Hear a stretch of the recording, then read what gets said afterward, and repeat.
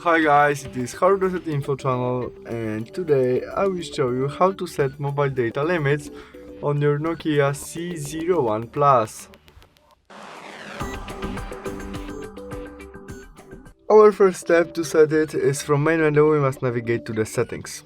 In it, first option network and internet, and there mobile network.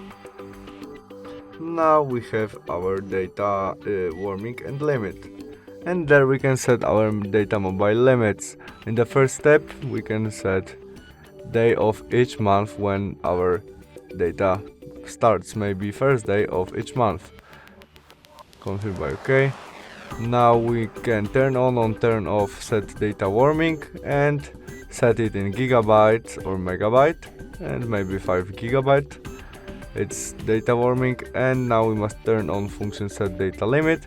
Confirm by OK. And there we can set our data usage limit, maybe 10 gigabytes, and after that we click set. And that's all. Thanks for watching, see you soon, bye.